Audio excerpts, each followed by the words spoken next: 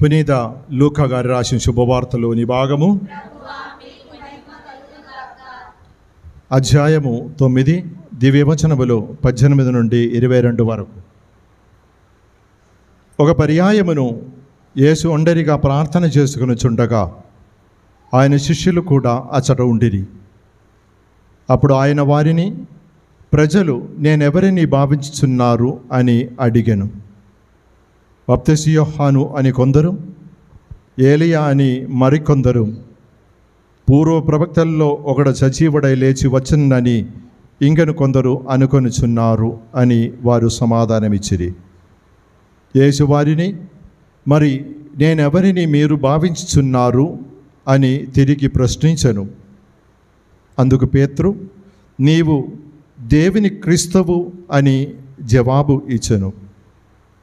పిమ్మట యేసు వారిని, ఈ సంగతి ఎవరికి తెలపకుడు అని ఆజ్ఞాపించి, మనిషి కుమారుడు అనేక శ్రమలు అనుభవించి పెద్దలచే, ప్రధాన అర్చకులచే, ధర్మశాస్త్ర బోధకులచే నిరాకరింపబడి చంపబడి 3వ దినమున ఉత్థానమగుట అగత్యము అని పలికెను. ఇది క్రీస్తు సువిశేషము. క్రీస్తునాథుని మిక్కిలి ప్రియమైన సహోదరి సహోదరులారా, మనమందరము క్రైస్తవ విశ్వాసం, క్రీస్తుని విశ్వసించిన వారు అని భావిస్తూ ఉంటాం. భావన మంచిదే, కానీ యథార్థముగా నాకు క్రీస్తు ఎవరని తెలుసా, యేసు ఎవరని తెలుసా ఆయన అడుగుతూనే ఉన్నారు. అలనాడు పేతురు ఇచ్చిన సమాధానం కాదు మనం ఈరోజు ఇవ్వాల్సినది. మనకందరికీ తెలుసు, అలనాడు పేతురుకు వారు పూర్తిగా గ్రహించలేదు. ఈ సువిశేషమంతా రాసేది యేసుప్రభు మరణించి ఉత్థానమైన తర్వాత వారి యొక్క విశ్వాస అనుభవం ద్వారా రాసి ఉన్నారు. అప్పటి వరకు వారు పూర్తిగా నమ్మలేదు ఆయన క్రీస్తువని, రక్షకుడని, ఆయన మరణించాలి, శ్రమలు అనుభవించి మరణించాలని వారు అంగీకరించి విశ్వసించలేకపోయారు. కారణం వారి జీవితంలో ఆ అనుభవం లేదు. కానీ ఈరోజు మనకు అనుభవం ఉంది. మనకు తెలుసు క్రీస్తు సకల మానవాళి కోసం కల్వరి కొండలో బలి అర్పించి ఉన్నారు. ఆ క్రీస్తు ఎవరని నన్ను అడిగితే నేనే సమాధానం వసగాలి. ఏం వసగుతా? నా అనుభవం, జీవిత అనుభవం దానికి సమాధానం. అంటే క్రీస్తును విశ్వసించినందువలన నేనేం పొంది ఉన్నాం? ఎందుకు నేను క్రీస్తును విశ్వసించాలి? ఎందుకు నేను క్రీస్తును అనుసరించాలి? ఇది ముఖ్యం. క్రీస్తును ప్రేమించి అనుసరించిన వారు ఆయన తెలుసుకోవాలి. తెలవని వ్యక్తిని మనం అనుసరించలేరు కదా. ఇప్పుడు మీరు సాధారణంగా సమాజంలో చూసే విషయం, సినిమా నాయకులు, సినిమా హీరోయిన్ను అనుసరిస్తూ ఉంటారు, అనుగరిస్తూ ఉంటారు. ఎవరైనా హీరో చినిగిన ప్యాంట్స్ వేసుకుంటే మనం కూడా చినిగిన ప్యాంట్స్ వేసుకుంటాం. హీరో ఇక్కడ బొక్క ఉన్న జాకెట్ వేసుకుంటే మనం కూడా బొక్క వేసుకుంటాం. అదొక పెద్ద ఫ్యాషన్. వాళ్ళు ఫ్యాషన్ నిర్ణయించేది వారే, మన జీవితాన్ని నిర్ణయించేది వారే. క్రీస్తు మన కొరకు సకల మానవాళి కోసం కల్వరి కొండలో బలి అర్పించున్నారు. నిన్న నేను ఒక వ్యక్తితో తెలవని వ్యక్తి, నాకెవరైనా తెలియదు, మాట్లాడి వచ్చినప్పుడు ఆయన ఒక పాస్టరే కేరళలో. ఇప్పుడు నేను మాట్లాడుతున్నాను ఆయనతో, వేరే సంఘం ఏదో చెప్పారు. ఆయన అనేక చోట్ల వెళ్తారన్నారు. ముఖ్యంగా ఉత్తర భారతదేశంలో వారు అన్నారు, మనం అనుభవించేది ఇక్కడ ఏమీ లేదు, అక్కడ వాళ్ళు అనుభవించే బాధల వేదనలు కూతంత కాదు. భయం లేకుండా జీవించగలగాలి. భయపడే అనే అవసరాలు ఉండవచ్చు. అది సాధ్యం కావాలంటే నిన్ను పిలిచిన వ్యక్తి ఎవరని తెలుసుకోవాలి. ఎందుకు నిన్ను పిలిచారు, ఎందుకు నీవు అంగీకరిస్తున్నారు ఆ వ్యక్తిని, ఆ వ్యక్తి ఏం కోరుతున్నారు, వ్యక్తి నీకేం చేసి ఉన్నారు, ఆ వ్యక్తి ద్వారా నీవేం పొందుతున్నావు, ఏం పొందబోచున్నావు. అనేకసార్లు నేను నా అధికారికి చెప్పాను, ఇది నా చివరి యాక్టివ్ మినిస్ట్రీ, ఈ తర్వాత నేను ఏం బాధ్యత తీసుకొని పనిచేస్తాను, పని చేయకుండా ఉంటాను, మరణం వరకు ఆరోగ్యం ఉన్నంత వరకు పని చేస్తాను, కానీ నాకు బాధ్యత ఏం అవసరం లేదు. అనేక సమాజంలో చూసేది, అనేక మంది 75-80 సంవత్సరాలు అయినా ఇంకా నాకు అధికారం కావాలి. వారికి ఆదర్శంగా ఉండటానికి నీకెంత వయసు అని నన్ను అడిగారు ఒకరు. నాకు వయసు 64, 65. ఇప్పుడెందుకు? నేను రిటైర్మెంట్ తీసుకోవట్లేదు, నేను బాధ్యత తీసుకోను. వేరే కుర్రవాళ్ళు చాలామంది ఉన్నారు, వారికి ఇవ్వండి బాధ్యత, వారికి సహాయపడతాను. మనం ఈ అధికారం కోసము, క్రీస్తును తెలుసుకునే వ్యక్తులు అధికారం కోసము లేదా వేరే ఏదో, ఇప్పుడు ఉదాహరణ, నేను ఎవరిని నిందించడానికి కాదు, ప్రార్థన, జపమాల, అందరికీ అవకాశం ఇవ్వాలి. క్రీస్తును తెలుసుకునే వ్యక్తి నేనే చెప్పాలి అని ఆ భావం మనకెందుకు? వేరే వాళ్ళు చెప్పాలి, వాళ్ళకు కూడా కోరిక ఉంది.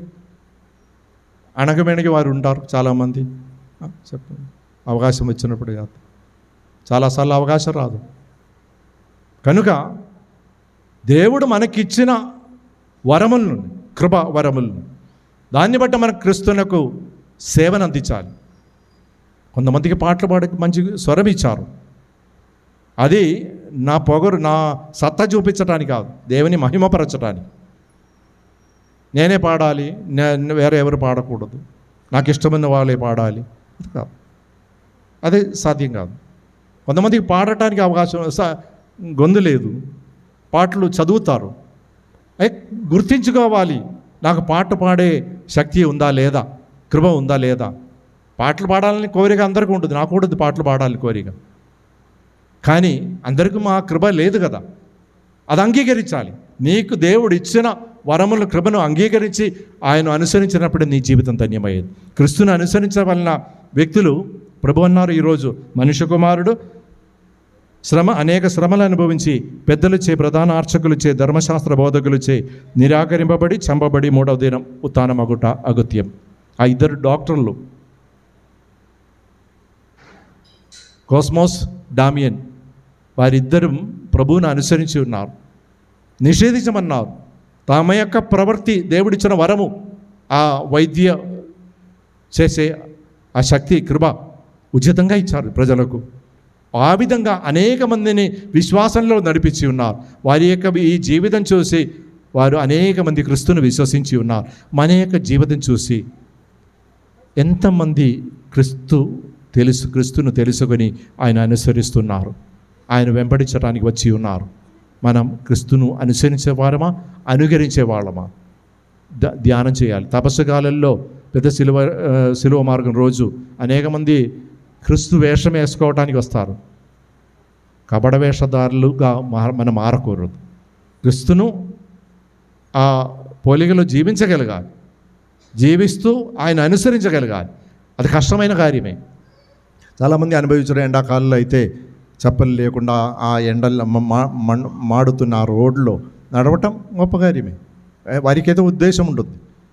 ఇప్పుడు మనం ఈ రోజుల్లో మొదటి పట్ల వినేది ఎస్రా గ్రంథం నుంచి మరియు హగ్గాయి గ్రంథం నుంచి. ఎందుకో నాకు తెలియదు, మన దేవాలయం పునర్నిర్మించడానికి ప్రారంభించే తరుణంలో ఎస్రా ప్రజలను ఆహ్వానించేది అంటే బబిలోనియన్ ప్రవాసం నుండి వారు తిరిగి యెరూషలేము తిరిగి వచ్చి దేవాలయం పునర్నిర్మించడానికి వారు పూనుకున్నారు. అన్యుడైన రాజు వారికి సహాయపడుతున్నారు, మీరు వెళ్ళి దేవాలయం నిర్మించండి. దేవుడు అతన్ని ఎన్నిక చేశారు, సైరస్ రాజును. అలాగే హగ్గాయి గ్రంథంలో వారు దేవాలయం నిర్మించాలి, దేవాలయం నిర్మించిన తర్వాత జనాన్ని హెచ్చరిస్తున్నారు, అందరూ ఇల్లు కట్టే పనిలో ఉన్నారు. ఇల్లు కాదు ముఖ్యం, నీవు దేవాలయం నిర్మించాలి. ఎందుకో నేను ఈరోజు ఆ ఇంజనీర్తో చెప్పాను, ఇది చాలా అద్భుతకరం. మనం ప్రారంభించే తరుణంలో దేవాలయ పునర్నిర్మాణం గురించి వాక్యం రావటం ఆశ్చర్యకరం. కావున సహోదరి దేవాలయం కంటే ముఖ్యముగా మన ఈ శరీరం దేవాలయంగా ఉండాలి, పవిత్రంగా జీవించడానికి దీన్ని కట్టుకోవాలి.